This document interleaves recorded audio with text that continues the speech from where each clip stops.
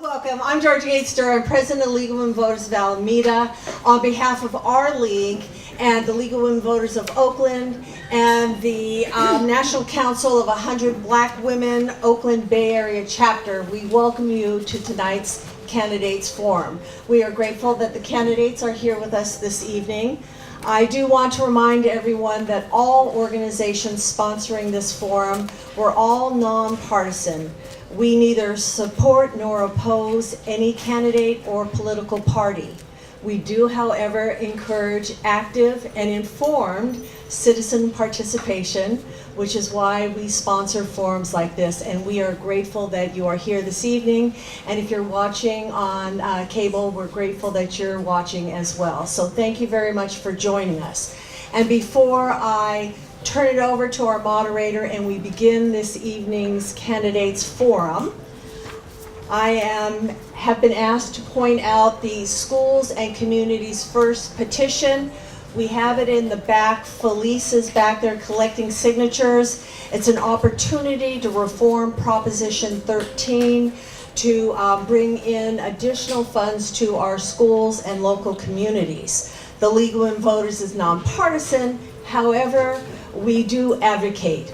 We advocate for measures that we believe benefit our communities and help protect democracy. And we don't take positions unless we have studied them, and then we take a position and then we advocate. So we have two hats. Tonight's hat is voter service, which is Candidates Forum. It's to inform you, and you will make the decision on what candidate you feel best meets your needs, serves you. But if you're interested in potentially reforming Prop 13 at the 2020 ballot, we're collecting signatures for that. And with no further ado, let me introduce our moderator for this evening, Mark Hamilton.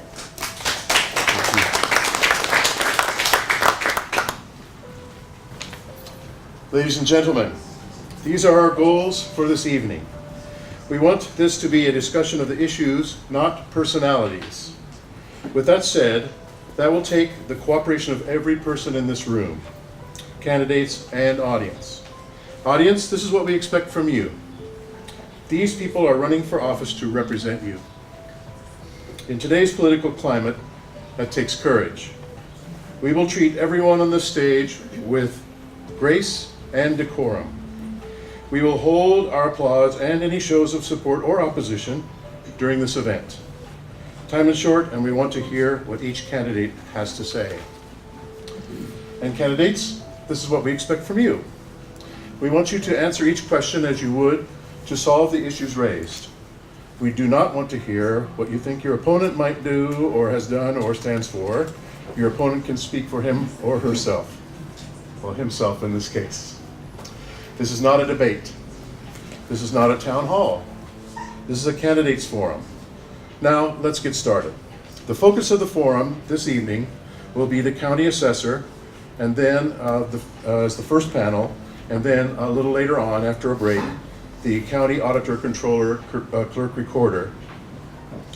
So the candidates are seated in the order that they will speak for their opening statements, and let's get started. After the 2-minute opening statements, we will move to a period of written questions submitted by the audience or prepared by the League of Women Voters. Each candidate will have 2 minutes to answer each question. The order of answering will be rotated based on the opening order. Cards are available if you wish to submit a question. We will try to cover a variety of topics in the limited time allotted.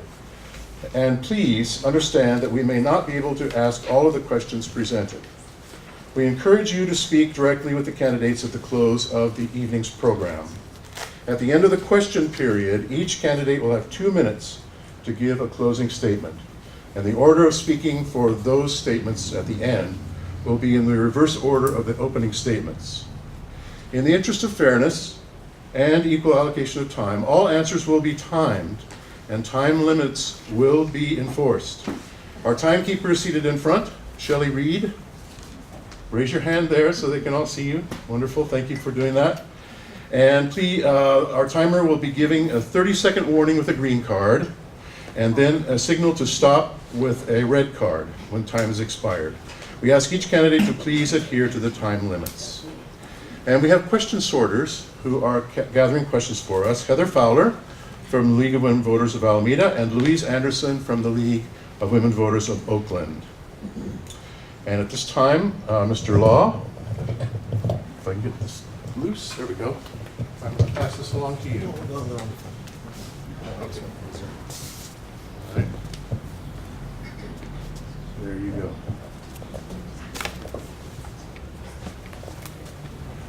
Good evening, everyone. Thank you very much for coming here tonight, and thank you very much to the League of Women Voters for giving us the opportunity to be here to speak with you about our campaigns. And thank you to my opponents for being here as well. I know the campaign trail is very grueling, and in many ways, I think we see each other more than we see our own families. But my name is Fong Law. I'm a candidate for Alameda County Assessor. I had the luck of coming to Alameda County at the age of 2 as a refugee from Vietnam. My family was very blessed in that we were able to arrive in Alameda County, of all places. Because when my father got here, the only job he could get was to pick lettuce in the fields. And the only job my mom could get was to work in a garment factory in Hayward. It was through a social worker in Alameda County, through a translator, that told my parents that the county had a program where they can go to college and learn a trade and hopefully get a better job, and the county will help pay for it. Both my parents went to community college at night, worked during the day, and because of that, they were able to get better paying jobs. After that, they were able to start their own small businesses. And through those businesses, they were able to send me to college and to law school. And after law school, I wanted to come back home. I wanted to come home to Alameda County. And it was about 10 years ago, a little less than 10 years ago, was the first time I thought about running for county assessor. In my training as a lawyer, I was taught to be a real estate and tax lawyer, working with individuals and businesses to make sure that their assessments are right. And during the Great Recession, I helped start a free legal clinic here in Alameda County to help those that were most in need, who were potentially losing their homes during the financial crisis. And it was at that point that we realized that the assessments on these homes from $800,000 to $400,000 were not being made soon enough, not being made fast enough. The assessor has the discretion to make those assessment changes, but it didn't happen for quite some time. And unfortunately, a lot of the people I was working with lost their homes as a result. That's when I first thought about running for county assessor. I know that my time is about to run out, so I'm going to cut it short there and finish a little bit later. Thank you again very much for coming here tonight.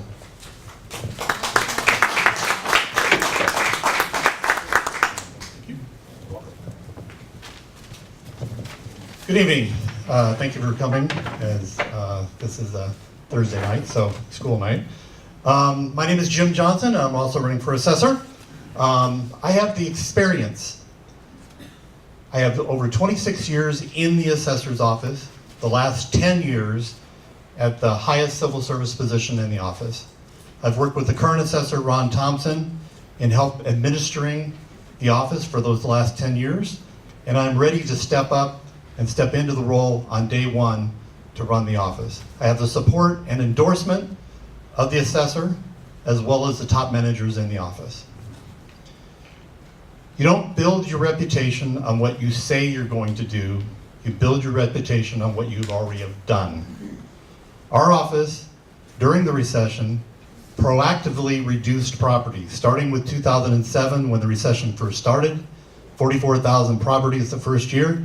The following year, it ramped up all the way to 98,000, then 110,000, 108,000, 108,000, 93,000, and by the time the recession started to get over, it tailed off to about 53,000, and now we've only got like about 10,000 left still. So we have been proactive. You didn't have to file an appeal. We did that on our own, and all of our assessments were deemed fair and equitable as judged by the state through their audits. They come through and audit all the large counties every 5 years, and we had a remarkable 98.98% rating, which is astounding. So I also know the law. I know that we don't offer legal advice to taxpayers. We can't advise them how to fill out forms. We can't advise them how to file appeals. We can't advise them how to fill out small business questionnaires, that sort of thing. All we can do is just provide the forms and guide them to the right forms, and we can't offer any legal advice. Business audits. Oh, there we go. Thank you.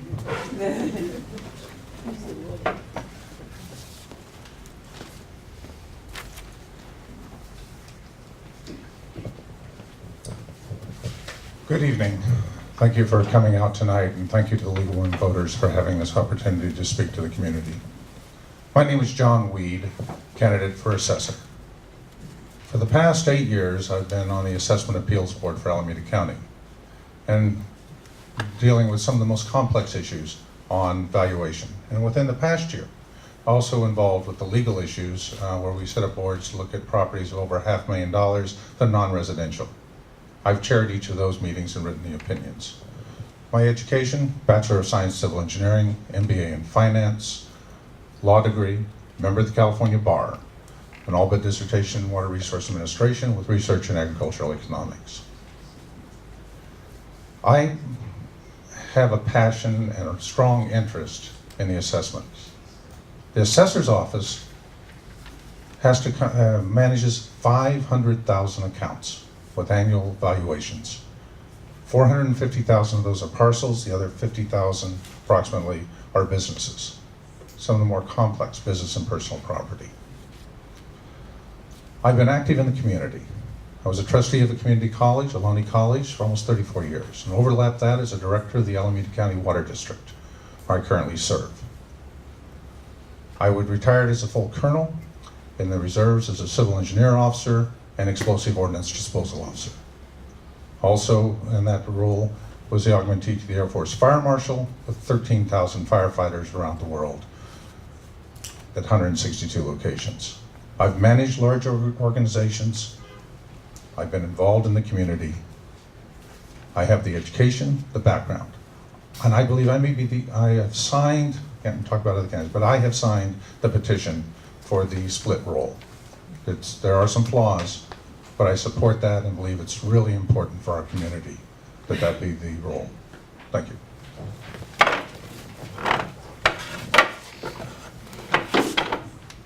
Thank you, John.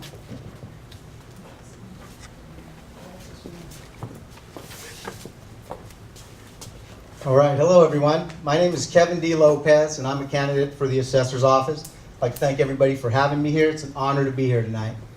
A little bit about myself, a little bio. I was raised in Fremont, California. I went to American High School in Fremont, where I married my lovely wife, my sweetheart from high school. We have 2 children together. Upon that, I went to Chico State University. I got a Bachelor of Science in Business Administration with an emphasis in finance. And while at Chico, that began my glorious career in real estate. In 1988, before I graduated, we got the job of handing out flyers for a local real estate guy. At that time, I was only doing it for a little beer money, but besides that got me started, and it got me going around, and it got me looking at people, and it got me looking at houses. And one of the things I like to do is people started inviting me in. I like to look at all the beautiful things that they had in their houses. So I've been in real estate for the last 30 years. And why I'm running? The reason I'm running for this office is I want to keep a true professional in the office. Someone that has seen the upturns and the downturns of real estate. Someone that has sold real estate. Someone that has split lot lines. Someone that has appraised real estate. I've appraised over 15,000 appraisals or assessments in the office. I currently work in the office, and I've been there for 23 years. I've also been responsible for the high multi-million dollar accounts at the assessor's office. I've done the Port of Oakland terminals. You've seen those big cranes out there that look like they're out of Star Wars. I handled those for several years. I've also handled the Oakland International Airport, the Hayward Executive Airport, the Livermore Municipal Airport, auto dealerships, anything that you can think of, I've appraised in the office. I just want to let you know that, again, I'm Kevin Lopez. I'm running for the Assessor's Office. Thank you very much.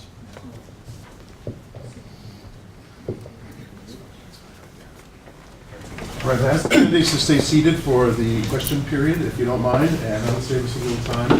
So, Mr. Law, please be the first to respond to this question. The primary function and foundation of the business of the Assessor's Office is to appraise properties for tax assessment purposes. Based on your experiences, how many properties have you appraised? Go ahead and use the microphone, please, sir. So in my job as a real estate and tax attorney, I've worked with a lot of clients to determine the fair value of their properties, which involves an appraisal. So throughout my career, we work depending on what the needs are. During the Great Recession, we worked with quite a bit of clients. During my legal clinic that I helped start to help people from losing their homes, we worked with about 50, through the first 2 years of the recession, we worked with about 50 different property owners to try and determine what is fair and what is right and what's accurate. What we determined during that time was that the majority of the people who were coming to us were stuck in a situation where their property taxes were incorporated into their mortgage in the terms of PMIs, which meant they paid for the mortgage, property taxes, and insurance. What was happening was the lenders were telling us we can't refinance this debt until part of it goes down. The part that could and should have gone down was the property tax assessment part. If you have an average home of $800,000 and it goes down to $400,000, that's a difference of about $600 a month. That could have made a lot of people, could have allowed a lot of people to stay in their homes. It didn't happen fast enough. So back to the question as far as assessments, that's residential properties. I've also worked with commercial property owners as well as part of my job, where we determine what is fair in terms of business equipment and real estate value.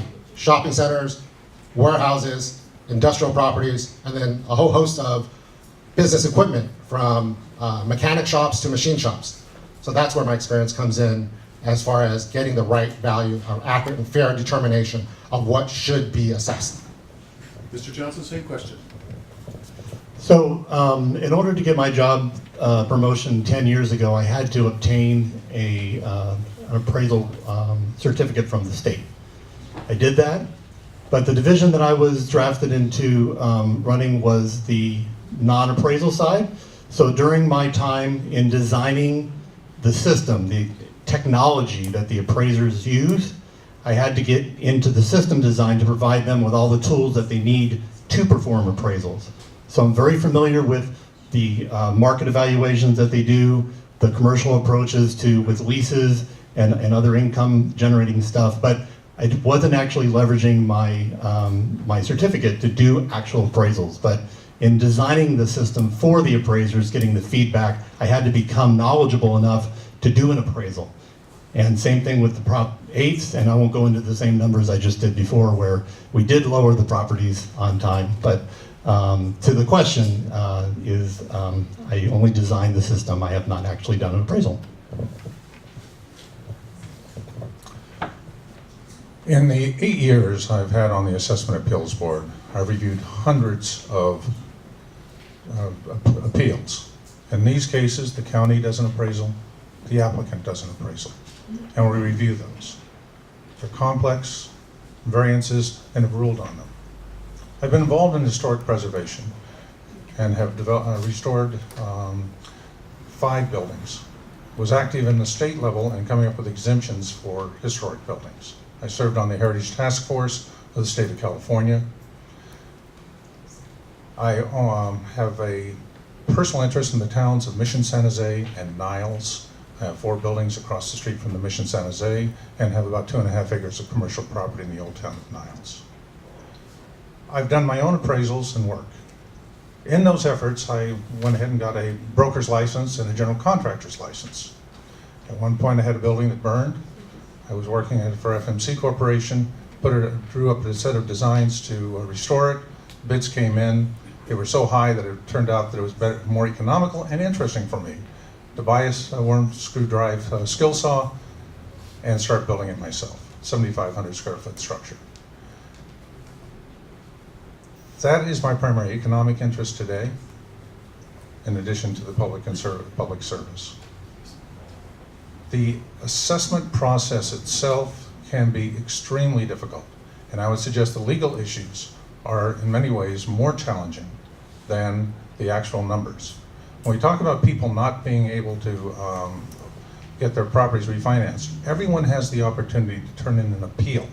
Those appeals can be addressed at the county. And during the height of the recession, we had 12,500 appeals in Alameda County at a modest cost. Today, that's only about 2,500. Of those, only about 150 come to the Assessment Appeals Board each year.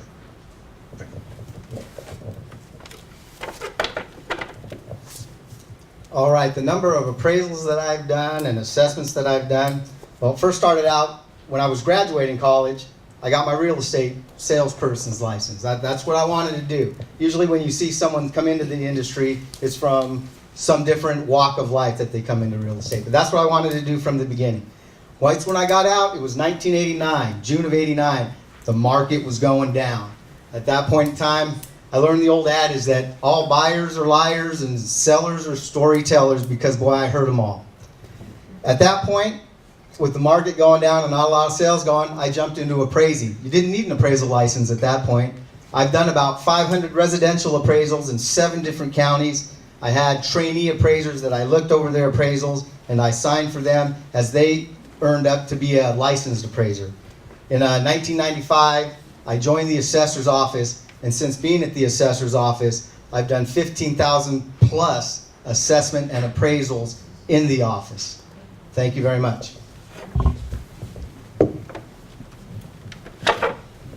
Mr. Johnson, please take the lead on this next question. Describe a major accomplishment you were directly responsible for accomplishing in a large organization. So for our office, for the last 2 decades, I've been directly managing the project of modernizing the office, the information technology systems. So I've had to work with every aspect of the office in order to see how everything works and come up with designs for workflow to get everybody to do their job and to track and everything. So coming from processing deeds to processing permits, mapping, the appraisals, all the way through exemptions, front counter work, business personal property, which we just finished. So for 20 years, I've been building this new system that's the best in the state. We were admired by many other counties that have yet to come up with a new assessment system, even though they're large, like LA County hasn't gotten there yet. So I'm most proud of that system and what it's taught me about the whole office. So I've had to learn everything about it, or else I can't design something that leads them into the next century. So we've done, in addition to that, we've got an imaging project. We've imaged all of our exemption records, and we're starting to image our appraisal records as part of an ongoing project we started for like the last 6 or 7 years. We scan all of the permit sets that come in from the cities and are being leveraged by the appraisers for that. So every aspect they bring to us, we won national awards for some of our applications, some of our mobile apps that we just developed over the last couple of years. So I'm most proud of that and have the biggest influence in the office as far as efficiency and saving jobs. And that's where the assessor has given me a almost unlimited budget as far as he can to do this sort of stuff, because it saves jobs down the road with the efficiency. Thank you. Thank you. The greatest responsibility I had was as a 23-year-old second lieutenant in Vietnam, working for a special operations unit, the top priority. But the largest organizational challenge was being chair of what the Department of Defense calls the Source Selection Evaluation Team, where I was on the very first of the base closures. Brought in and chaired a team with our accountants and finance people out of San Antonio, group from the Pentagon, but the closure of Pease Air Force Base. That team wrote from whole cloth a statement of work for converting an Air Force facility which maintained active National Guard operations, and put it out for bid for the maintaining and operations of that airfield. That became the model for the Department of Defense. The value was extraordinary. We hired Ogden Enterprises to win the contract. I had other challenges where I was on land use planning assistance teams, 16 of which, and I was chair of 6 of those. All right, thank you. The experience of working with an organization, the Air Force Civil Engineer, at its highest levels, over 100,000 employees, a third of those being civilian. Worldwide operations. When there was a difficulty at a Category A site, I was called in and briefed the chairman of the Joint Chiefs of Staff. That was a radar site that was tied to our critical defense. I was identified for support work on Desert Shield, Desert Storm. served on the Air Force Design Advisory Council for about 8 years, which included 2 deans of architecture, and was chaired by a fellow in the AIA, where we looked at critical facilities worldwide. Thank you.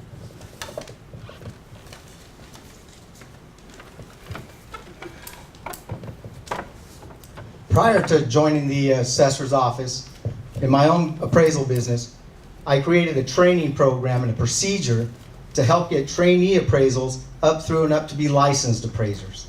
And that takes some doing. And then the people that you work with, there are a lot of different people, they're all independent contractors, so everybody has their own agenda. So I had to mold and make sure that everybody was on the correct agenda to get them where they wanted to go and to make sure I oversaw where they were going. Coming into the office, at one point I became the possessory interest appraiser. As being the possessory interest appraiser, I helped create, I wouldn't call it, it's somewhat of a management position where I had someone help me as a clerical. So I managed that person through the office, and I believe that still stands today. Also, the most important people that I've worked with are the youth of Fremont and Alameda County, where I've taken people that I've trained, I've organized them, I've scheduled them to go out and help the children of Alameda County, and to also be with the children and help them feel good about themselves and build self-esteem through the programs that I created and having them work out in the fields with us. Thank you very much.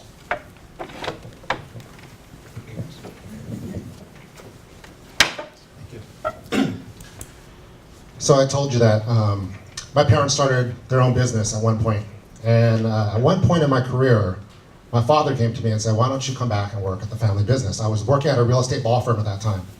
And the firm was paying me very well, but I also worked very hard for the money that I earned. And he basically made me an offer that I couldn't refuse, because for me, it was an opportunity to work with my father, who worked for the most part 7 days a week for most of his life. The company was doing well, and the company when I came back, I wanted to bring in more employees. It was very important to me because there was so much work. And he looked at me and he said, I'll let you hire more employees, but if the time comes where things get bad, you're going to have to do the layoffs, not me.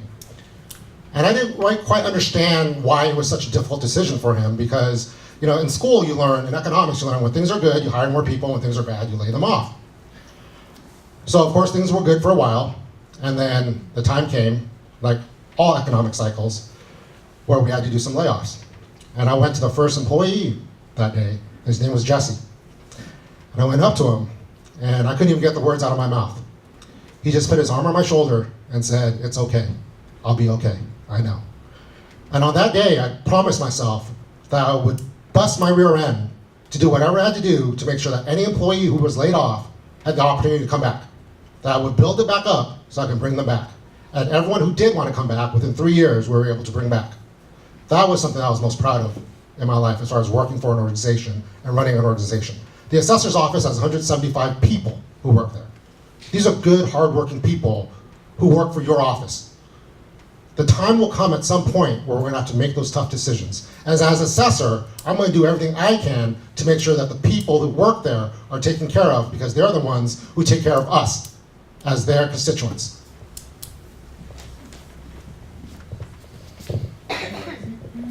Mr. Weed, it's your turn to take the lead on this next question. The assessor's office could easily be a target of property owners attempting to influence their assessments. What controls are in place to prevent influence or outright bribery?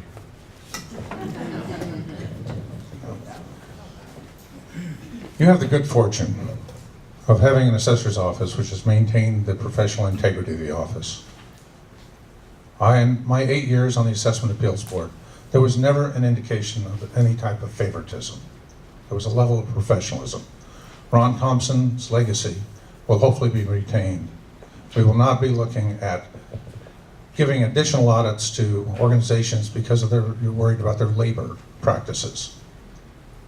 There's a reason that we have concerns and that has impacted other areas. But you maintain that culture. And maintaining that culture is important. You address misfeasance. You do not tolerate malfeasance.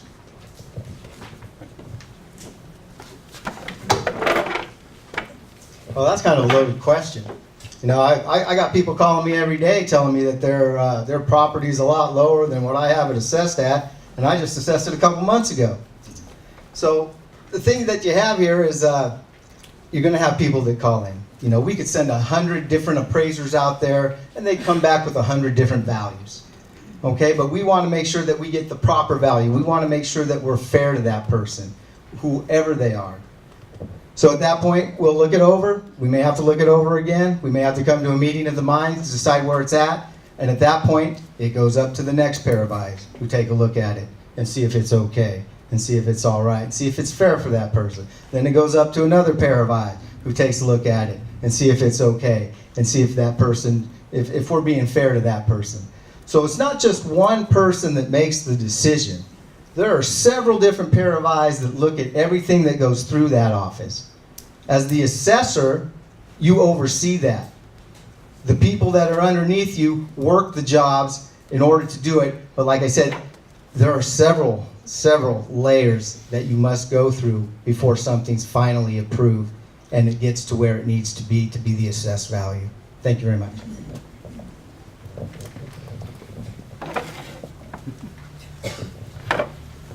I think Kevin hit it straight on. There's going to be multiple people to review these assessments to make sure that no one assessment goes through on its own, to make sure that there's no even hint of something going wrong in that way.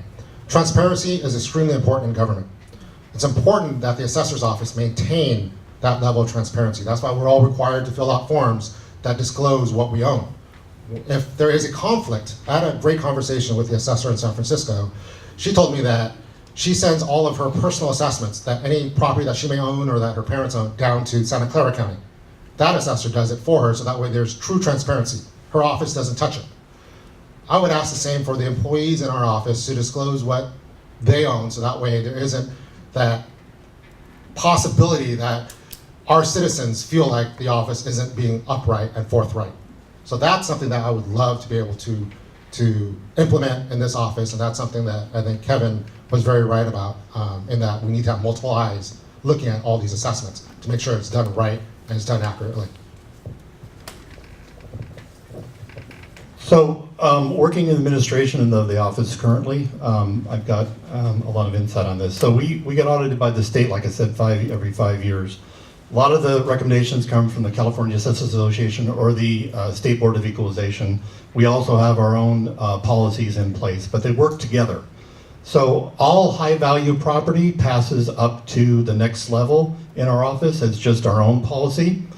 The state has a program where all employee-owned property is valued by somebody other than obviously the person that owns the property, and it's also reviewed up the line a couple times to make sure that it's fair. Now, we can send stuff like Mr. Law says to other counties, but you know, what if you owned a business? What if you owned commercial real estate? What if you owned a shopping center and you had dozens and dozens of tenants? They all have assessments too, and you can't necessarily offload, you know, dozens and dozens of appraisals off to another office because there's lots to do. And so we also have a system where we have 2 people at least touch every single appraisal. So nobody does an appraisal all by themselves. And that's been approved by the state, and it's been in use ever since there was a scandal down in LA where they did stuff on their own and wasn't done right. But like I said, working with the SBE is the key, and they, because there's 58 counties that are all doing this job the same way, hopefully. And so you can go through those forums with the state, and anything that happens in any small county or large county, you can take that knowledge and then carry it back to booster up your own policies inside the own office. But I think the office already has got a sparkling record for doing assessments and for handling anything having to do with employee-owned property or the fact that it does right or wrong. It's all transparent. Thank you. All right, Mr. Lopez, it's your turn to start out on this next question. Somebody out there has done their homework, apparently. The assessor's office exempts close to $10 billion of assessed value for properties owned by nonprofit organizations. What would you do to make sure the application of a nonprofit exemption is done fairly and accurately.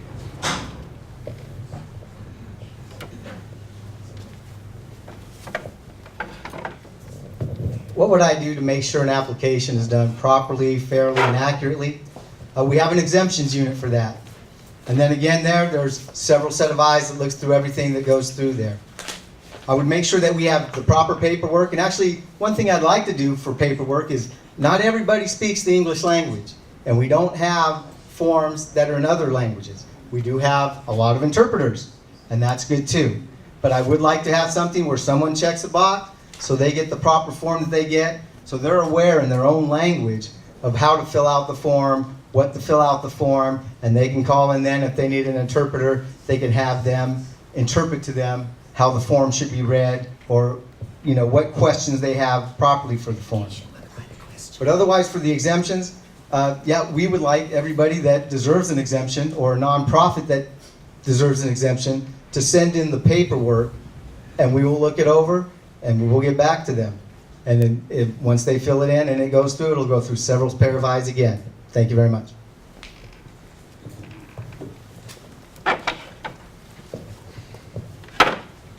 Yeah. Nonprofit organizations are the backbone of our county and our society's ability to help those that are most vulnerable. It's extremely important that these organizations be able to move forward and provide the help that people need. And so we do want to make sure that these organizations are legitimate nonprofit organizations. And in doing so, we do need to review their nonprofit status, ensuring that what they do is what they claim they do, and allowing the multiple levels in the assessor's office to take a look. So that way, if one person finds that, let's say they don't qualify under the exemption, well, maybe there was a mistake made somewhere. A second person should be able to look at it as well and say, no, maybe you missed this part. And if they can't come to agreement, we have the third person to come in, just like most organizations work, where we have different people looking at it to make sure that what's done is right. So for exemptions, there's a bunch of different moving parts with this. We want to be able to give the organizations the most exemption that they legally qualify for. So some of that is how they fill out the forms, what they're saying that they're doing, and whether or not that fits with the type of property that they have. As markets has changed and recession starts happening, sometimes you end up with situations that the nonprofits are not used to handling. So we end up having to work with churches to isolate the smallest amount of footprint for like their Zumba classes, so they don't sacrifice the whole church layout, because that's a profit-making thing. It's not part of the church unless you're the church of Zumba. So we work with them to say, listen, we understand you need the money, but let's limit this to this small area so then you get the most that you need. We field audit hospitals to make sure the same thing, gift shops are taxable. Same thing with churches, the big Easter egg looking cathedral down here in Oakland. They have a huge gift shop, so that's taxable. We got to work with them though to make sure that the proper space is being taxed. Low-income housing is the toughest new thing. Everybody wants to build low-income housing, but unless they approach it correctly, it doesn't work the way that they think. You can't take an existing building that has some sort of existing leases and turn it over, because you have to have accountability that people can't make over a certain amount of money. And a lot of times, unless the leases are built like that way in the beginning, you can't possibly get them to fork over the paperwork to get us to be able to tell, and then we can't get the exemption. So newer buildings, if they just work with us, we lay out exactly what they need to do to show us that they're doing the right thing. But low-income housing is the biggest thing right now.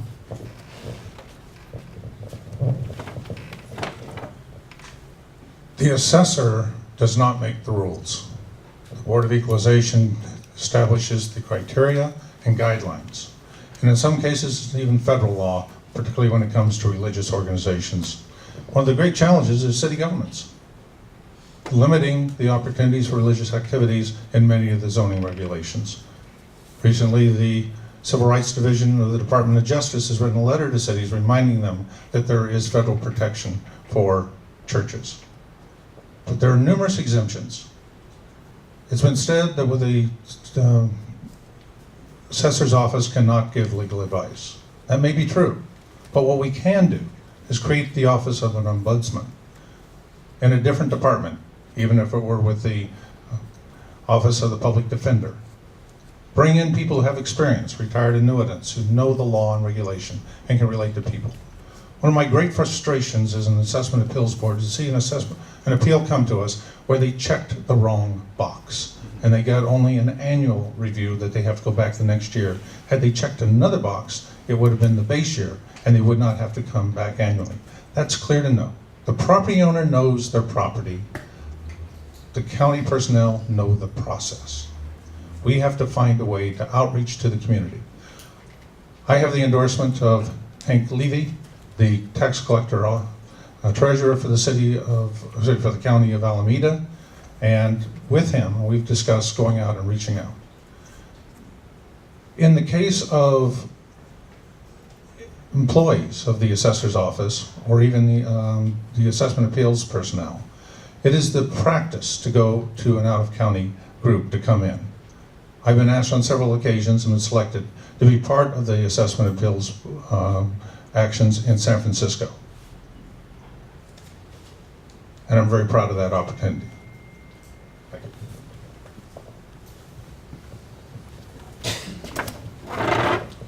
We have 3 more questions that were submitted, but I'm going to take the advantage of the bully moderator's pulpit, if there is such a thing, and declare that the answers to 2 of the questions have already been forthcoming in the presentation so far, and just make this the last question. So the last question, we'll start with Mr. Law again. Do you have an opinion in the Schools and Communities First initiative?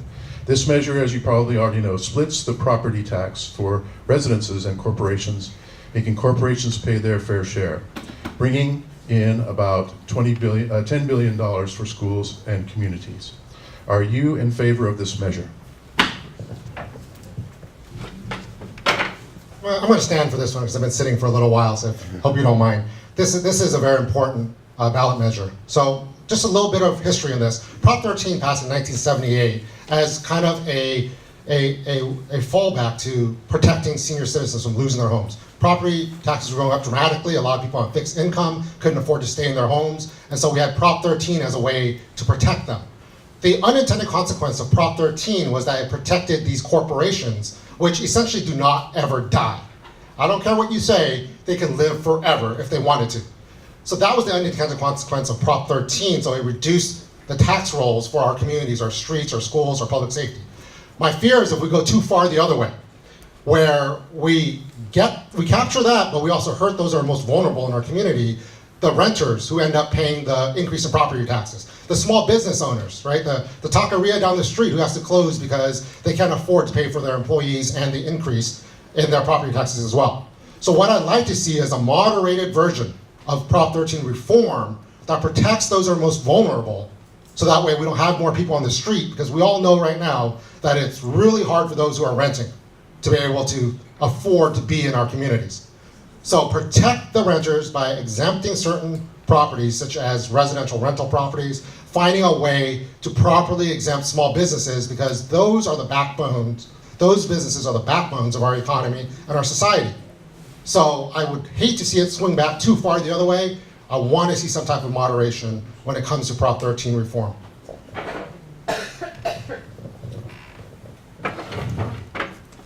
You know, the job of assessor is a nonpartisan job.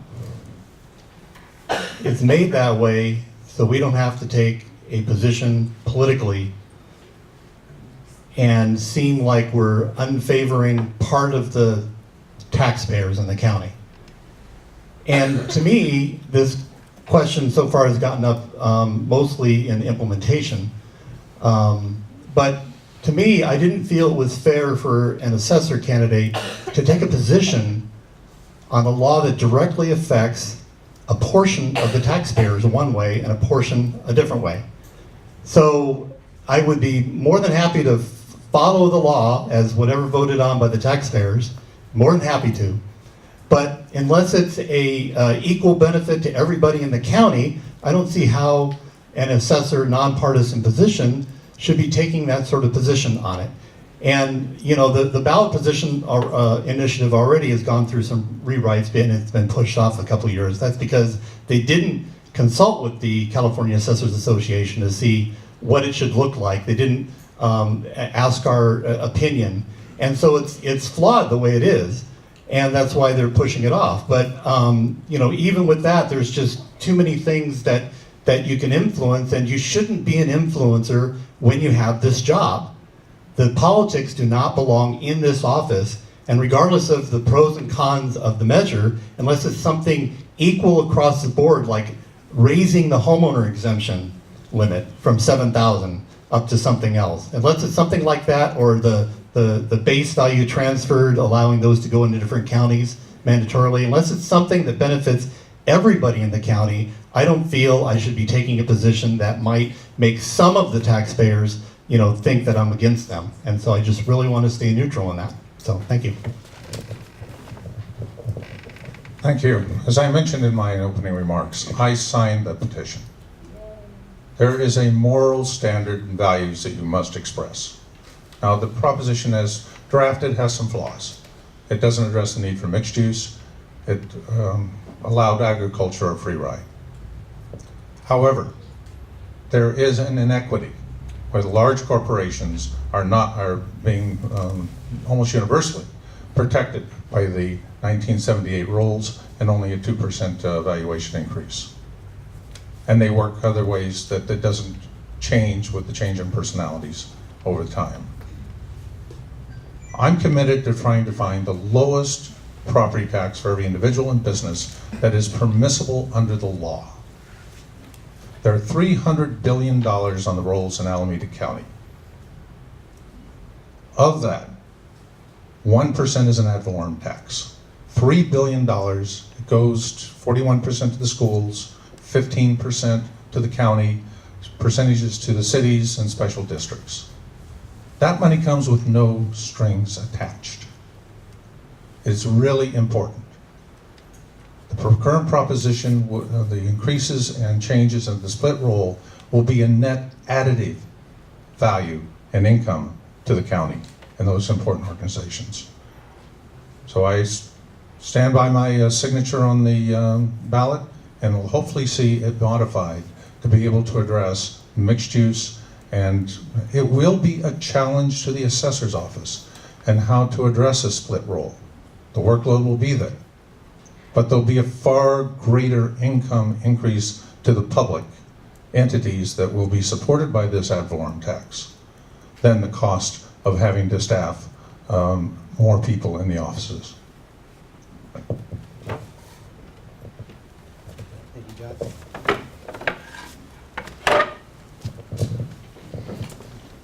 To split or not to split? That is the question. Whether 'tis nobler in the mind to suffer thy slings and arrows of outrageous misfortune. I'm sorry, that's the wrong speech. But anyhow, the way it's written now, I can't support it. You know, there's always more than one answer to every question, though. Here's a little story.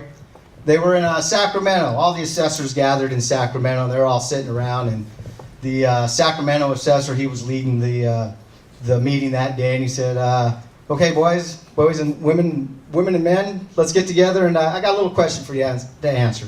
How many seconds are in a year?" So all the assessors pop out their calculator, and they start calculating away, and the Alameda County assessor says, "I got the answer." And they'll look at him like, "Wow, how do you come up with the answer so fast?" And the Sacramento guy goes, "Well, how many seconds are in a year?" He's all, "There's 12. There's January 2nd, there's February 2nd, there's March 2nd. So there's always more than one answer to every question. Okay, the way I look at it now, if we move everybody up to market value right now, right away, it's going to hurt a lot of small businesses. It may hurt some of the tenants in there. But at the end, our cost of living is going to go up quite a bit. Now, is there another way to make it come up a little bit slower than that so that the big corporations do pay what they need to pay? Yeah, there is. What that answer is yet, I'm not sure. I'm still working on it. But you got to know that yes, I do agree with the split roll. How we implement it is another question that needs to be handled. Thank you very much. Mr. Lopez, you're going to kick off the closing statements, so you might as well stay up. So it's time for closing statements. Each candidate will have 2 minutes to give a closing statement, and the microphone goes the other way this time. Thank you. Let me flip it over. You got it. There you go. Thanks. Okay, thank you everybody for having us here tonight. It's been an honor. These guys are great. I love them all. Although I do have a few eyebrows raised when I tell my friends that I hang out with Johnny Weed. Good man. Jim, excellent. Fong Law, great gift to gab. I love all of them.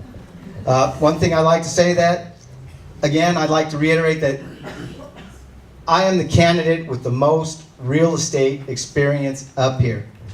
I am the only candidate that has a certified general appraiser's license, which is the highest license issued by the state of California through the Bureau of Real Estate Appraisers. It doesn't take one class to get that license. It doesn't take 2 classes to get that license. It takes a whole lot of classes and a whole lot of experience to get that license. I'd also like to say that I've seen upturns and downturns in real estate, and you're going to want the guy that knows when the downturn's coming so that he can start lowering values now, so that you can get the hundreds or thousands of dollars that you deserve, what your market value is for your property, and not what we have it assessed at, because we deal in market values.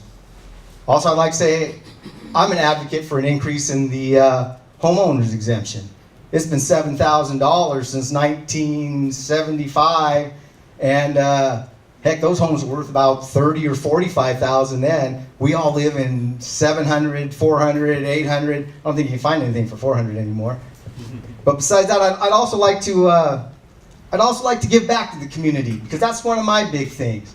You know, I work with a lot of youth in Alameda County, and especially Fremont, and I'd like to have some type of an apprenticeship program or an internship program in our office to help young people, because there's a great need for appraisers. And if we do have a split role and we need to hire more people, we know where we can draw from at that point. I want to know that this is an office of leadership, and you need someone to lead. And I just want to let you know that I don't demand respect, I command respect. My name is Kevin Lopez, and I want to be the appraiser of Alameda County. Thank you very much. You're next. I'm next. Thank you. Once again, my name is John Weed, running for Assessor. I have the strong desire and interest in coming up with the right price and the right value and doing the right thing. I've been involved in public sector for many years, served on numerous committees, chaired 2 library study committees in the city of Fremont. I was on a regulatory reform commission for the city of Fremont.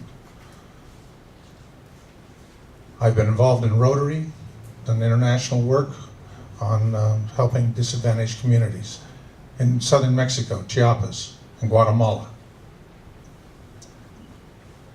I have the belief that this is a full-time job, and I will dedicate my full time to this position. The county deserves it. I am building on a great legacy established by people. You have not seen the assessor's office in any of the scandals or questions over the last 50 years. The integrity is there. It needs to be maintained. But keep in mind, this is best done when you have a broad knowledge and background. The complexities, whether they be legal, social, or financial, all come into play. How do you categorize an asset? Is it a fixture or is it business and personal property, and the law is treated differently?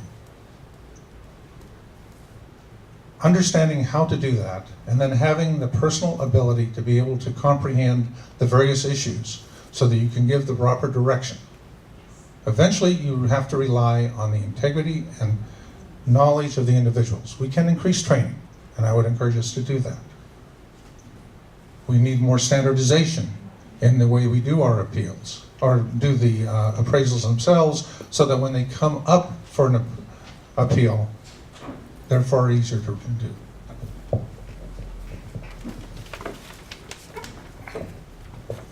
So I want to talk again a little bit more about the job itself. The job is nonpartisan. All of us are Democrats here, so happens, so there's going to be a Democrat in the office this next time around. The current assessor is Republican. And he's been there for 18 years, and the guy before him, John Scott, I could not tell you what his party affiliation was. I have no idea. That's the way the office should be run. There's no politics involved. Politics does not influence it, whether you're a Republican or Democrat. We follow the law, and with the guidance of our county council and the good members of our staff, which, by the way, the whole time I've been in the office for over 26 years, and I'm sure it goes back even farther, we have not laid off anybody in the office. We always take an efficient route to make sure that we have enough buffer to make sure that if we have to sacrifice positions, it's an empty position. And we do that with the efficiency of the technology improvements that I've been leading over the last 20 years. So there's been no layoffs. And I want you to do some homework, okay? You've all got the voters' guides that just came out about a week and a half ago. Read the statements and look at our website, the assessor's website. On the assessor's website, you'll see a job description, what the assessor's office does. We value property, we deal with changes in ownership, we judge reassessments, we've got all kinds of exemptions and stuff like that, but read about it, and if you see anything in there that doesn't really relate to what we said on the website, then that's just, rainbows and unicorns as far as wanting to do something. You can promise, I'd love to promise that there'd be twice as many DMV offices in the county. But, that'd be nice to say, but reality is it's not gonna happen. So, no politics in the office, that's what I stand for. And I want you to do your homework and look at what the assessor actually does and then look at those statements. Thank you.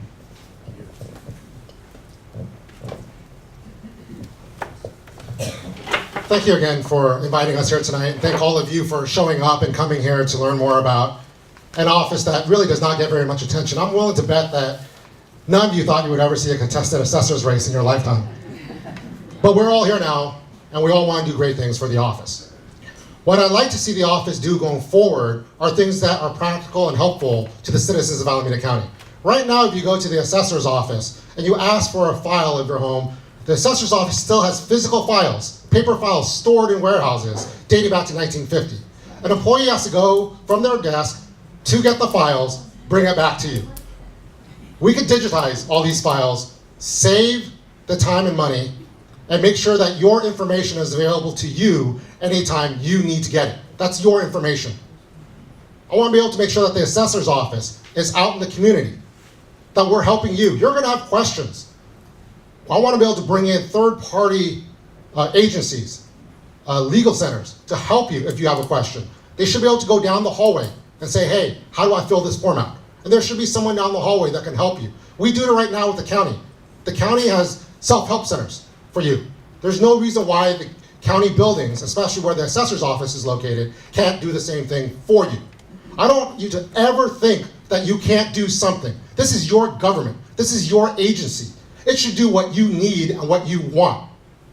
It's hard to do the right thing, but the right thing is what we all need to do. Finally, I want to be able to make sure that the assessor's office is available for the whole county. The auditor's office has satellite offices in East County and South County. There's no reason why the assessor's office can't partner up with the other county agencies to make sure that if you have an issue and you need to go to the office, if you don't live in the immediate vicinity, there should be something that's somewhat closer to you. And I feel bad for those that are in South County and East County because they have to make the trek all the way up here. And we love Oakland, but it's quite a drive. So thank you again very much for your time tonight. My name is Fong Law. I'm running for Alameda County Assessor. And on behalf of the league, I want to thank all four of you for taking the time to participate in this forum and for your willingness to take on this Important role in our county government. So what do you think? A little love for these folks? Thank you very much. We're going to take a 5-minute break. The same rules and conditions will apply for this panel. If you wish to forward a question, please raise your hand and you'll be provided with a card. Cards will be collected and reviewed by our group of sorters. So at this point now, Ms. Blackwood, it's time for you to make a 2-minute opening statement.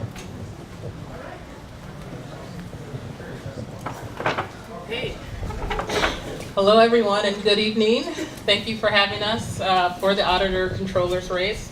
My name is Irella Blackwood, and I do ask for your vote.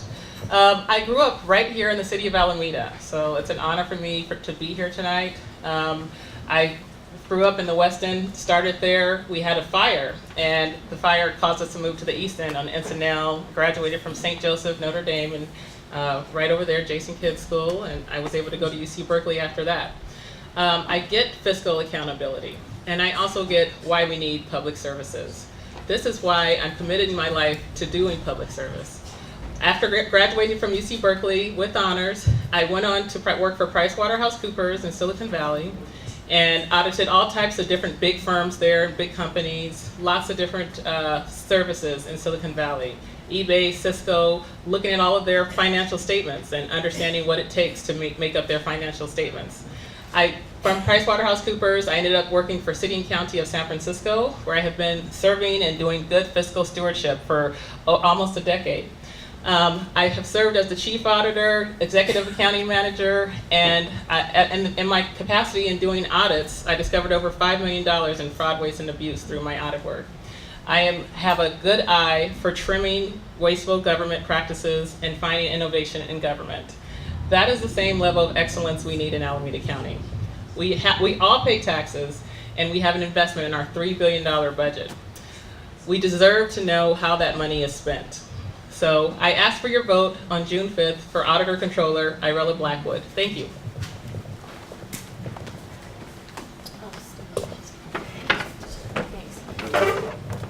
I neglected to announce that these are the candidates for County Auditor-Controller and Clerk-Recorder. So our second candidate, Ms. Wilk. So thank you for having us here tonight. I'm really excited to talk about what the Alameda County Auditor-Controller Agency does. I'm the Chief Deputy Auditor-Controller, and I am responsible for controlling, auditing, and reporting $3 billion of Alameda County taxpayer funds. I am responsible for managing an office of 200 employees who serve 125,000 customers each year in our 3 locations.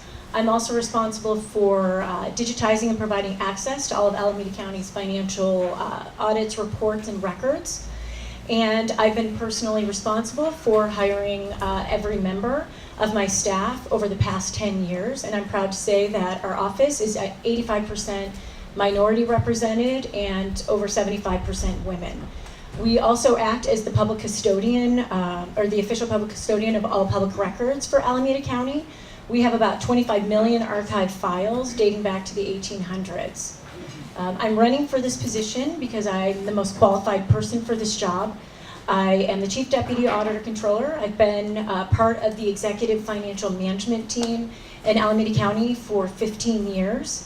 I'm committed to ensuring the ongoing excellence in reporting and transparency that that has allowed Alameda County to achieve a AAA credit rating.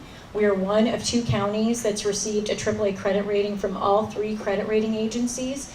San Diego's the only other county.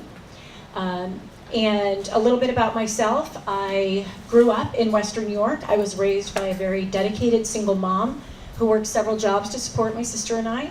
I worked and put myself through undergraduate and graduate school. I have a master's in social work and a master's in public administration. I truly believe that my experience, my professional and my personal experience, as well as my education, allow me to understand the needs of all of Alameda County's constituents, and I'm committed to meeting those needs through progressive leadership and fiscal stewardship. Thank you. Thank you. We're going to go into the question and answer period now. And the first question is kind of a clarificational question. It's the fact that you both have chief auditor next to your name on the ballot, and we want to know, is there more than one, or who's the real chief? Ms. Blackwood. Sorry, I'm over here choking. But anyways, I'm happy to have the experience as the chief auditor in the City and County of San Francisco. It is a 55-department government agency, $10 billion government agency where we have lots of different challenges, lots of different complex issues that come up every day. the experience that I have of working over there as the chief auditor surpasses anybody who works in a government agency west of the Mississippi. This is the largest consolidated city and county west of the Mississippi, and I look forward to bringing those skills into Alameda County to show the good leadership and accomplishments that I have demonstrated over there working as the chief auditor in many different capacities. Thank you. So as I said in my opening statement, I am currently the Alameda County Chief Deputy Auditor Controller. And I alluded to some of the things that I'm responsible for, but I am in fact responsible for all of the operations within the Alameda County Auditor-Controller Agency and the Clerk-Recorder's office. Some of the other things that I'm responsible for, including property tax levying and apportionment of about $3 billion a year. We do disbursements for all of our Alameda County vendors. We pay about $2 billion a year to over 13,000 vendors. We also pay all of our Alameda County employees. We have 9,000 employees. We do the central payroll. It's all done in-house. We have to understand and be able to interpret and apply over 15 memorandums of understanding with our unions. Prior to becoming the Chief Deputy Auditor Controller, I was the Assistant Controller for the Auditor-Controller Agency. I have been there for 10 years. Prior to that, I was a Division Chief, where I was responsible for all of the HR, the budget, special projects within the agency. And prior to that, I was the Finance Director for the General Services Agency in Alameda County, where I was responsible for the entire operating budget of over $100 million, along with the 10-year capital improvement project plan, which is about $500 million. I have worked in the auditor agency for 10 years, and throughout my experience, I have reported to both of the elected, directly reported to the elected auditor controller. Thanks. And we'll go in reverse order for question number 2 on the answering. What is the biggest or most important influential audit that you have been involved in your work history, in your opinion? So Alameda County, the Auditor-Controller Agency, does a myriad of audits. We do all the financial audits for Alameda County. We conduct the comprehensive annual financial report, which is a reporting of all of Alameda County's expenditures and revenues, funds, and that gets reported up to the state, along with our financial transaction report, which goes to the State Controller's Office. For both of those reports, we've won awards. We won the GFOA Award, Government Finance Officer Association Award, for our comprehensive annual financial report for over 30 years. And both of those reports have, where we've won awards, it's been for exceeding the transparency available to all of our public. Some of the other performance audits that we've conducted, we're in the middle of an audit right now with our probation department. And we're auditing all the contracts. They receive extensive amounts of federal funding, so we want to make sure that we are in compliance with all the reporting for those contracts within probation. Otherwise, we could lose grant funding. We're also auditing all of our bank accounts within Alameda County to ensure that we have a comprehensive listing and that no department has been able to use the county's TIN or taxpayer ID number to open another account. We've done audits on our probation department, on their credit cards and use of gift cards. So we've done a myriad of reports. Alameda County's Auditor-Controller Agency, I think we've done over 20 reports over the last 3 years, or audits. And again, the largest ones that we do are really our financial audits. We've done the single audit, which reviews all of our schedule of expenditures for federal awards. We have been really proud that we've been able to reduce the number of findings. We've gone down from 10 to 4 in this past year. We actually ended up with our single audit with 0 findings, which is pretty amazing for a county this size with such significant federal funding. Thank you. Okay, so can you repeat the question, please? Sure. What is the biggest and most important or most influential audit you've been involved with in your work history? Sure. Okay, so unlike my opponent, I am going to directly tell you about the work that I've done in audits. I'm not going to talk about all of the different contracted out audits that we have to deal with the comprehensive annual financial statements, to deal with the grant audits, to deal with the checklist and compliance audits. I'm going to talk directly about the work that I've done in San Francisco. I have signed off on hundreds of audits, and one of the biggest ones that I've had is looking at the water department subsidy program. How many people know that when you establish the rules, some people might break them? Okay? It's inadequate to just set the rules and put them out. You have to follow up with those rules and see if people are in compliance, if they are performing in accordance with the goals of the organization, if they are in line with the objectives of that government service. I audited the water department in San Francisco, where it was a low-income subsidy program meant for low-income people, like the type of services I received as a low-income, coming from a low-income family. So it was dishonorable for me to find that we had city employees, part of this program, that had publicly listed salaries and were taking advantage of government services. It was through my leadership that we used technology to do data mining throughout all of the data that the water department had. It was through my leadership that we actually hired the right staff and trained them appropriately to go and do the investigative work and ask the investigative work on your tax dollars. That's the type of work that we need to do in Alameda County. When you look at the website right now for Alameda County, acgov.org, you see no audits on the performance of our $3 billion budget. That is your sheriff services. That is your child care services. That's your probation department. There are almost 25 different departments in Alameda County, and no audits on the performance of those departments are on the website right now. I will change that immediately as the Auditor-Controller, and I ask for your vote to do that.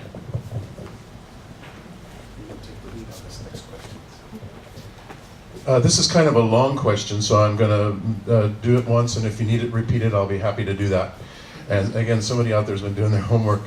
Since 2006, the Clerk-Recorder's office has been collecting $1 from its property documents to go towards implementing electronic recording. However, to date, e-recording has not been implemented.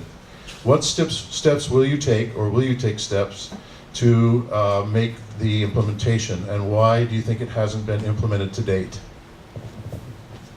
Well, thank you for the question. I'm happy to be very independent and not be part of the current county bureaucracy that has made lies to the public, apparently. That is completely unacceptable.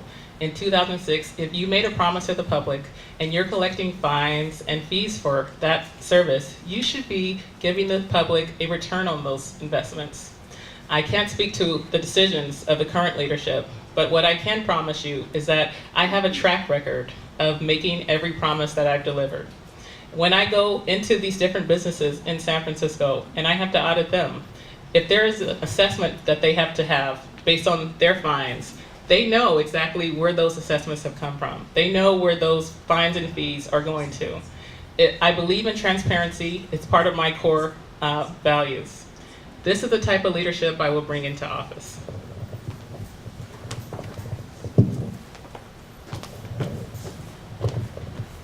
So I'm actually excited to announce that we've been moving forward with looking at e-recording. We are one of the only counties at this time that doesn't do that, and we've been pushing for that. We have gone out to bid several times to purchase a system that would allow us to do e-recording, and several times both times those bids came back at extremely high amounts or not inclusive of our small local businesses. We have been working with our current vendor. Our current vendor at one point would only allow us to do, with an upgrade, would only allow us to do recordings of 1,000 a day. We do over 300,000 recordings a year. We could not implement the upgrade with the system as it was. However, over the past several years, they've worked to improve the upgrade, the Thomson Reuters system that we currently have, and we are actually working with them. They now have solved the problem. They can actually record as many documents as we need each day. So we're moving forward into contract negotiations with hopefully with a hopeful implementation in the next year. And it's going to be a significant savings to Alameda County to move forward with this upgrade. The gap analysis, the transition, the conversion would have been extremely expensive. And we are currently happy with the way the system is working, but it definitely needs some upgrades, and we are moving forward with that.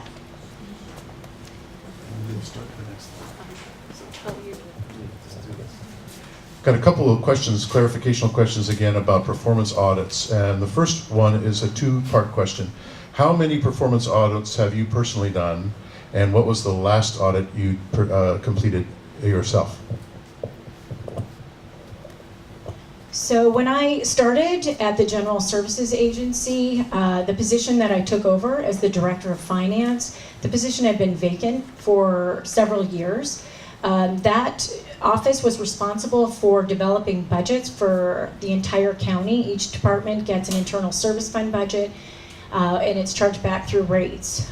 We had a $150 million budget for our internal service funds, and they were being allocated based on the prior year's actual usage because the position had been vacant. I came in, I realized that our departments were not being charged fairly.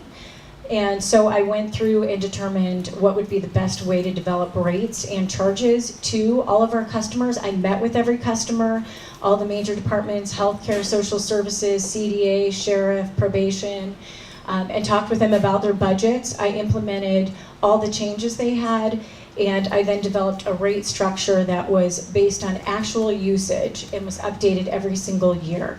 It allowed our departments then to submit grant submissions or submit for grant funding that was approved and allowable. I have not done an audit recently, except I am responsible for the entire internal audit function. I am responsible for all of the comprehensive annual financial reports, our single audits, and I work very closely with all of the departments within my unit, and I'm actively engaged. I participate in every meeting. I review everything that is submitted. I review every audit. I provide feedback. And I'm actually working on a training program where we're going to be working with the communities and our local colleges to help recruit, to pull in some more internal auditors and some additional auditors, because they are very hard to recruit due to our salary compensation structure. Thanks. Again, I'm going to try to be as direct as possible with my answers and not give you any clouded responses and tell you about positions and all of those things. I'm going to be very direct about my work and what I've done. Like I said, I have overseen hundreds of audits and been directly involved in leading those audits, trimming wasteful practices all throughout government. I can think of one of the examples at the fire department where, again, we spent all this time negotiating labor unions.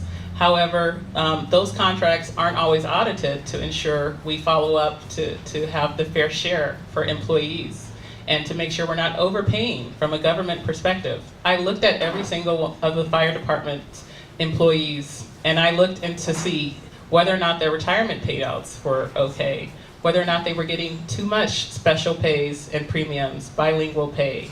All of those aspects I looked at, and I was able to make a determination of whether or not those were acceptable. I'm currently the only government representative on the Bay Area Institute of Internal Auditors, and I sit with other leaders throughout the auditing industry, and we bring best practices to our teams and to our staffs. I'm happy to say that I don't believe government should be behind. Government can be advanced, and that is the type of advancement we need in Alameda County. Unfortunately, there is a practice of being very antiquated. My opponent has stated in the past that you have to submit a Public Records Act to see the work that is going on in the county. That's unacceptable. That information should be directly on the website, eliminate the government bureaucracy. Nobody asked you if you can pay taxes. It's a law. So similarly, we must give you your indication of how government is doing, and that starts with making government information accessible and easy for all of you to see. Thanks. It makes for a great segue to the second two-part question, yes. How can performance audits be accessed currently by the public? And why are there no performance audits on the website? So again, I am outsider to county bureaucracy currently, and I look forward to bringing the fresh perspective that I have learned training other government jurisdictions nationally, Because of my work in San Francisco, I was selected to talk nationally to other government jurisdictions about the good work that we've done through our audit services in San Francisco. In San Francisco, what I can say is that we submit an annual contract with the public each year. We tell you exactly what we're going to audit, and then we actually perform according to that plan. That is the way it's supposed to be done. You are supposed to communicate with your stakeholders and actively seek their input. Some of our audits have come about as citizens just like you in the room that have come and said, these are the topics we want to explore. Can you tell us about our parks? Can you tell us about our juvenile department? Can you tell us about our libraries? These are the ideas we want to hear from all of our citizens that pay taxes.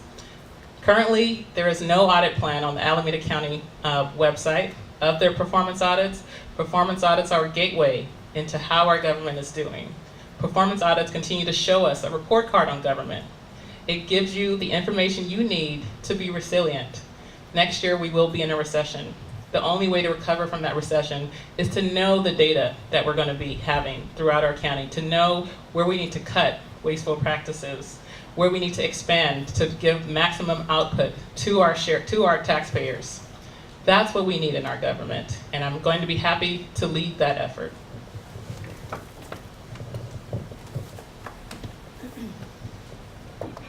So, as I stated earlier, we are actually in the process of revamping our internal audit unit.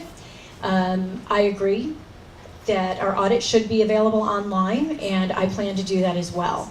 I want to expand our website and allow for some feedback between the public and ourselves. We do performance audits, and we're looking to expand those further. As I said earlier, we have a difficulty. Counties are very different than cities. We're a county controller function, so we are responsible for doing all the financial audits also within the Auditor-Controller agency. We also do the performance audits. We have a limited staff, and when we went through our last recession, there was a decision made where we had to either pay people and vendors or continue conducting as many performance audits as we wanted. We now have been able to move forward. I have a new internal audit staff member. We are recruiting through the universities to increase our number of auditors. And I'm proud to say that we're now up to 4 internal auditors. We do not, Alameda County has been very fiscally conservative. Our pay has been, is not comparable to other jurisdictions. So it's difficult, and I meet with all of the Bay Area elected auditor controllers, and we discuss this all the time. It's incredibly hard to recruit auditors, and therefore I've developed an internship program. We just did our first recruitment. We got 16 applications from local colleges, and we'll be interviewing about 10 applicants, and so we can extend the audit program out and to these interns, and the goal is that we hope that they're interested and want to continue to work in county government once they've graduated from their local universities. So that is my goal. I do want to put those reports online. I was part of the open data. I was a part of the pilot program when Alameda County started with their open data. I'm extremely focused on providing that information. Thanks. Thank you. Another great segue to the next question. How do you plan to use technology to advance the services of the Auditor-Controller agency? So one of the things I already talked about was the e-recording that I'm really excited that we're going to be able to hopefully offer in the next year. That is going to allow us to basically, when a person brings in a document for recording, we can scan it, we can index, we can record it, scan it, index, and turn it back to them. Now we keep those documents and we mail it back. It's going to be a huge savings for our customers. It's going to be staff savings for us, and it's going to be far more efficient. One of the other areas we're looking into, we're trying to expand, is ACH payment for our vendors. We have PeopleSoft. We're working closely with the controller of San Francisco. They have a Pay Mode X system, which will allow us to advance ACH processing with our PeopleSoft financial system and allow us to pay all of our vendors via ACH, which will be much quicker, much more efficient for the vendors. They'll be paid in a day or two versus, could take a week or so. We're also looking at our property tax modernization system. It's a unique system. There's 58 counties and 60 ways to do property tax, so we've built our own system in working with the treasurer and the assessor's office. It's a homegrown system that we're very proud of. You could not purchase an off-the-shelf system for property tax, but the implementation of our modernization has allowed us to save several staff time, several employees' time, and we've been able to reallocate them to various other functions within Alameda County. Another thing we want to do is we have a lot of old maps that need to be restored and digitized. So we're in the process of looking at some contractors that'll be able to come in and look at all of our old maps and help us restore them, digitize them, and then they'll be available to the public immediately. So thank you. Okay. So I want to say that the devil is in the details. You have to look at the data to look and see where there are gaps and where there are anomalies that you can spot either some inefficiencies throughout our services. So this is one of the ways that I will use data. I will be looking at all the systems that give reports, checking to see if those reports are correct. That is the type of experience I bring to the table, coming from private sector, having private sector financial experience, being able to look at the data to see where there could be inconsistencies and gaps for us to further investigate and further follow up on.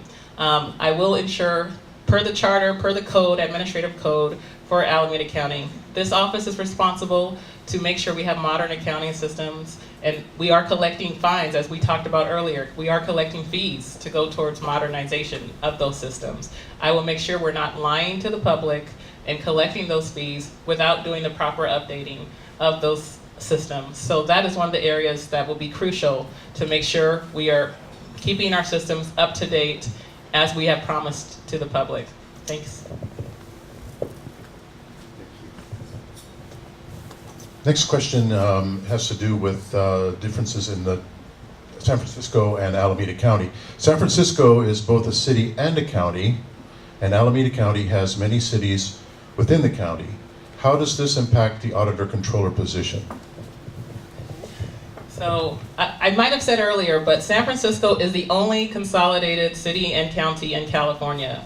It has 55 departments. Departments as complex as your transportation agency, which has billions of dollars in grants accounting, which I happen to oversee. Departments as the airport, departments as the water department, 55 different departments you can imagine. But we all know how to work together and collaborate and partner. When I talk about the type of work that we do in San Francisco with some of the mayors, like your mayor here who has endorsed me, like Mayor Libby Schaaf of Oakland who has endorsed me, like Mayor Lily May of Fremont who has endorsed me, many mayors throughout the county cannot believe how difficult it is to get information from the county of Alameda. Unfortunately, I know how to make it work in San Francisco, so I know that we can do that in Alameda County. We don't have to have an extreme bureaucracy to get the data we need on how to solve our homelessness issues, on how to solve our different public work issues. There are unincorporated areas throughout Alameda County that can't get the services they need to their unincorporated area. So these are the types of things that we work very closely together in San Francisco. So I know we can do that work in a smaller capacity in Alameda County. We have 30,000 employees in San Francisco. That's one of the major differences. There's more people to deal with, more people to talk to, but we get the job done. We don't have these big bureaucratic red tape issues like we do in Alameda County. And this is coming directly from the local leaders that are supporting me, and this is what they are telling me, how difficult it is to get the information and results they need from Alameda County. So Alameda County has 14 cities unincorporated areas as well, and we do work very closely all the way from Dublin down to Union City. Our leaders have worked very closely with all the mayors and the city councils. We also have a good partnership with the city of Oakland on the Oakland Coliseum. We have a lot of joint ventures. We collaborate with a lot of the cities. We provide mutual aid whenever is needed. So we truly have to understand the unique needs of every single city and jurisdiction with Alameda County. We collect $155 million in property transfer tax that is then allocated out to these various cities. We have to understand the agreements that we have with each of these entities. That $155 million goes out, and these funds are dedicated to the cities for very specific programs like domestic violence, child care, child services, real estate fraud investigation. We, again, do the property tax, levying and apportionment for over 80 jurisdictions. The assessor assesses the value of a house, they send it to us, we put the 1%, and then we have to include all the school bonds and any other voter approved debt on top of that. We then send it to the treasurer basically collects it for us, they give it back to us, and then we have to work with those cities again, and we have to allocate back out to a portion to each of these cities, schools, special districts. So we do have very, very close relationships. The successor agencies we work very closely with.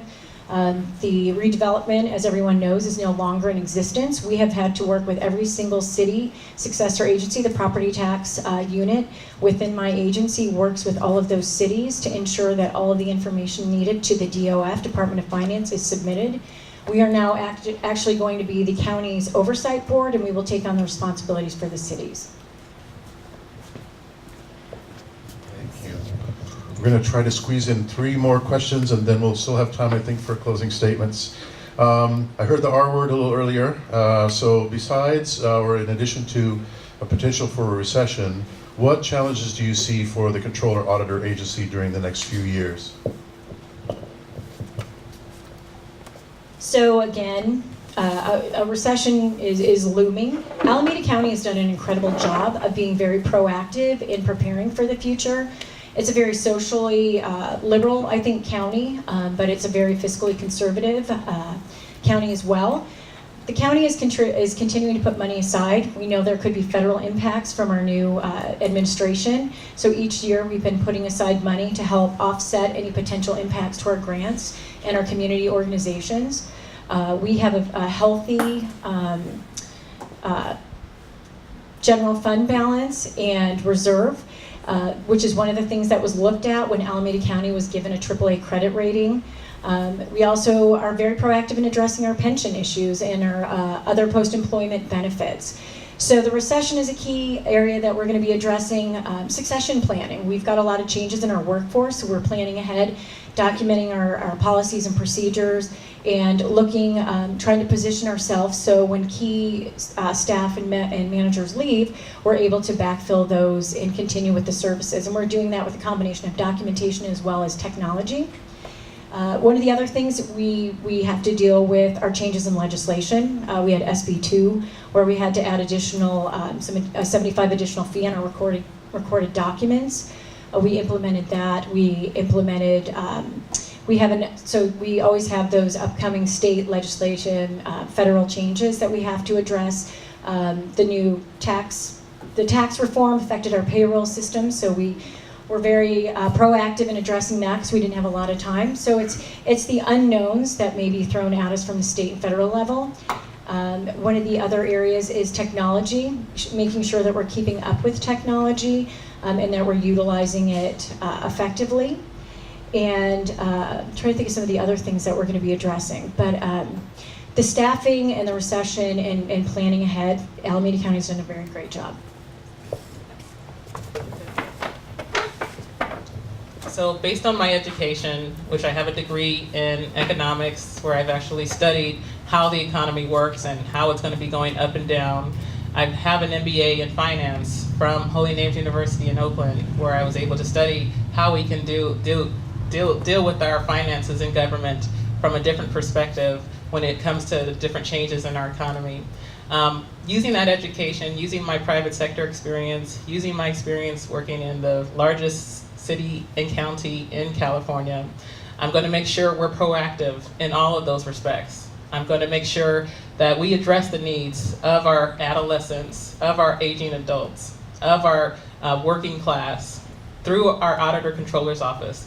We need to eliminate the red tape that makes it difficult for people who want to establish a business and come out of the shadows and go forward and have an establishment in Alameda County.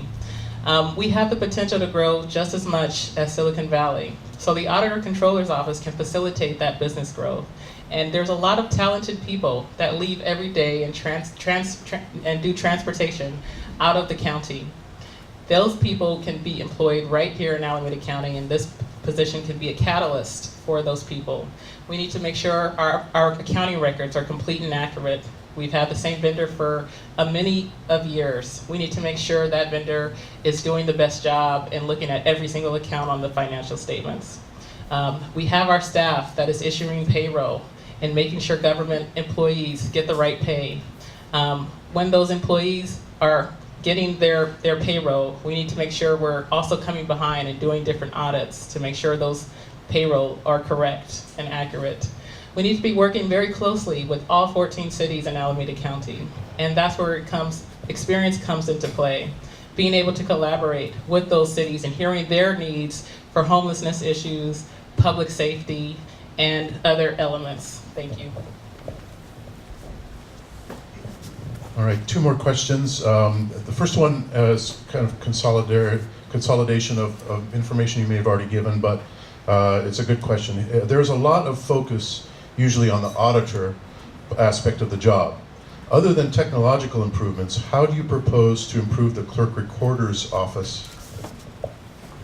Well, the Clerk-Recorder is responsible for making sure we give all of our birth certificates, death certificate, marriage certificates, and making sure if you purchase a property, they will send you out a letter to say, this is the property you purchased and this is the amount, here's the map associated with that property.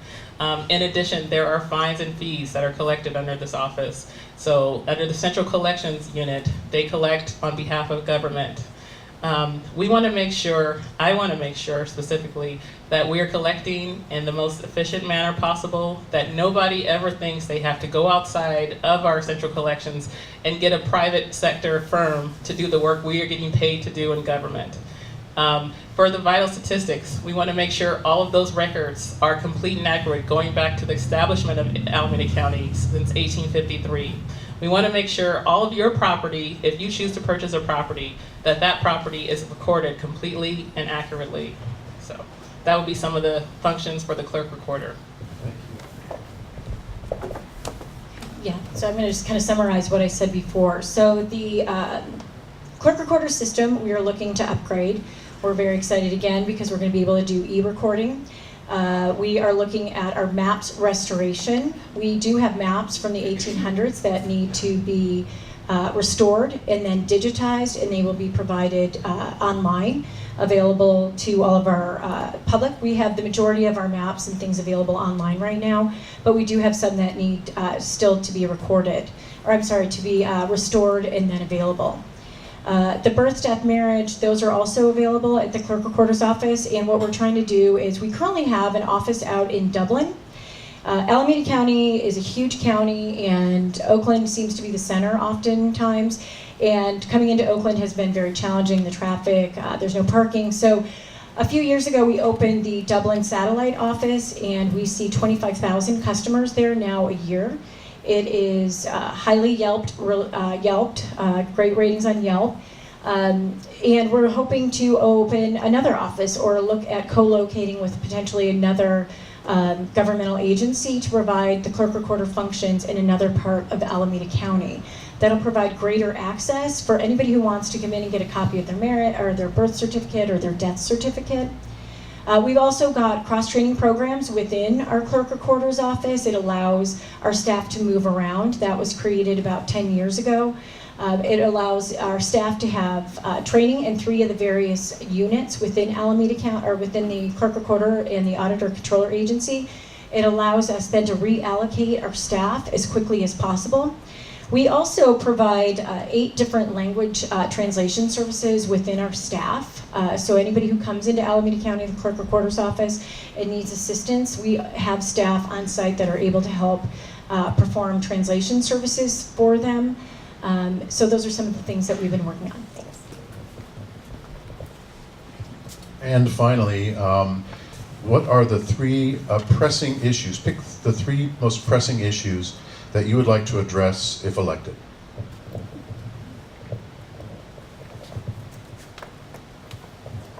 So if I'm elected, technology is one. I want to continue to advance it. We have moved forward in our property tax system and our Clerk-Recorder system, our financial management system. Our financial management system can do more.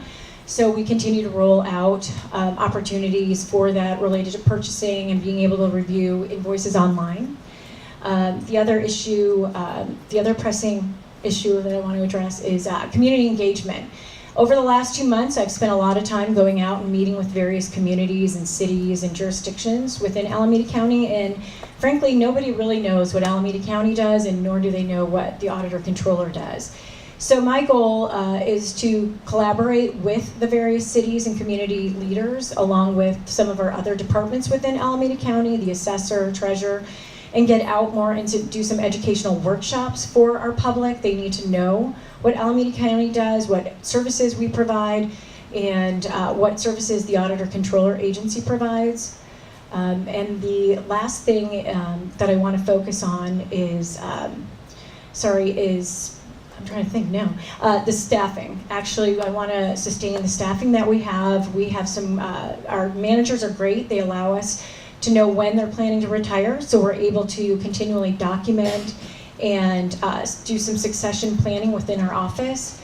So those are my 3 key considerations, ensuring our financial stability and maintaining the AAA credit rating that Alameda County has just received in the past several months, and that's really critical to the ongoing stability of Alameda County.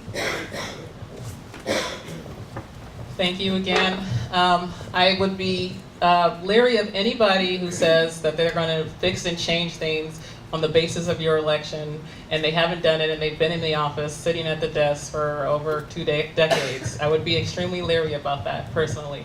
But anyways, from my perspective, the top 3 things that I would be doing while I'm in office, number 1, audits. Audits are so critical. There is not a strong performance audit program going on in Alameda County to routinely and comprehensively look at each one of our government departments to make sure there is no fraud, waste, and abuse in government. I have an eye for finding audits. I know how to review them. I'm not going to just delegate them to some staff 2-3 levels below me. I am going to be involved in that process and making sure I'm hearing from the community about those concerns with respect to audits. Number 2, I said I want to have a one-stop shop for businesses, people that want to establish businesses. There doesn't need to be a long county bureaucracy. If you have a business idea and you want to set up a business in Alameda County, I'm going to make sure our office is a catalyst for you, for your family, for your children, to make sure you can set up a business effectively. I'm going to make sure we report all interim data, and we're going to make sure that data is available to us in the event of a recession, in the event of any catastrophe, in the event that we need to quickly bounce back from any state of emergency. We're going to have that data available. Some of my platform is on my website, irelaforac.org, and I do have a special document if you would like to see more about my platform. Thank you. Thank you. All right, Ms. Wilk, start us out with a 2-minute closing statement, please. So I am very proud of Alameda County's ongoing financial stability and excellence, and I am absolutely committed to ensuring that continues. As I stated, I believe our AAA credit rating is incredibly important. It's something we as a financial management team have worked on for over a decade to try to achieve. It allows us to borrow money at lower rates. Those savings then can be reinvested into our critical safety net and infrastructure programs. I want to engage the community more. I want to get out more. I have enjoyed meeting all the various mayors and city councils and community members, and I'm going to continue to do that as over the next 4 years. I want to enhance our website. I want to provide as much information as available to our constituents. I want to allow a feedback form and an open forum for them to interact with us, let us know if they have questions about what we're doing, or if they have any concerns about the resources being used within Alameda County's government agencies. And again, I want to look at co-locating or opening additional satellite offices within Alameda County. I think it's really critical because we do live in an earthquake area, that we have a secondary source for all of our financial information. So The hope is that we will develop a redundant program and systems out in one of these satellite offices, hopefully looking around the South County and being able to co-locate with additional government services. I truly believe the number one qualification for this position is experience. This position is highly technical. It has significant impacts to all of Alameda County's constituents and cities and jurisdictions. It's auditing, it's property tax apportionment, it is Clerk-Recorder, central collections, we collect for victims. And I'm really proud to say that the two state top fiscal watchdogs have endorsed me, John Chung and Betty Yee. Thank you.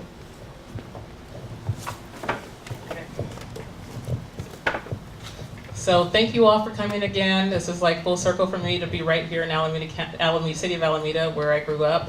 I do ask for your vote on June 5th.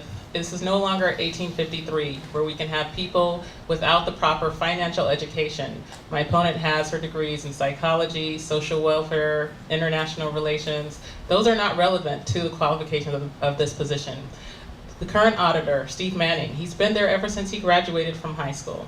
And maybe this might explain why there have been bad decisions that have come out of the Auditor-Controller's office. We're still paying for the Raiders deal based on the advice from the Auditor-Controller's office. That's $20 million a year that could be going to the homeless, could be going to make sure we have good public safety.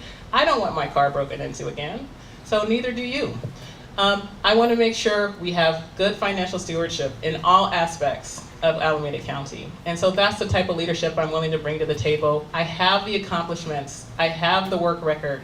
When I was looked at side by side with my opponent at the East Bay Times, they looked at our credentials. They looked at our accomplishments. They looked at our leadership. They said Irella Blackwood would be the best choice for Alameda County Auditor-Controller. And so that's the type of service that I want to make sure we have, because this is the place I live and love. I'm raising my family, and I have grown up here. So I deeply care about how we're going to make Alameda County better. This is also why I've been endorsed by people like Fiona Ma, who is at the State Board of Equalization. People like Malia Cohen, who is also going to be at the State Board of Equalization. People like Berkeley Auditor Anne Marie Hogan. People like Courtney Ruby, who was the former auditor for Oakland and made sure there were no dollars that were inappropriately spent on her watch. That is the type of leadership we're going to bring to Alameda County that has been severely lacking due to the improper leadership that has been in place. I ask for your vote, Irella Blackwood, on June 5th. Thank you. Thank you. On behalf of the League, thank you both for participating in the forum, and thank you for being willing to take on this important role in our government. And what do you think, folks?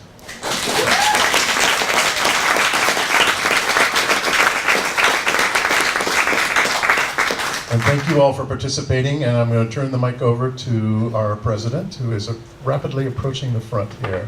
Here she comes.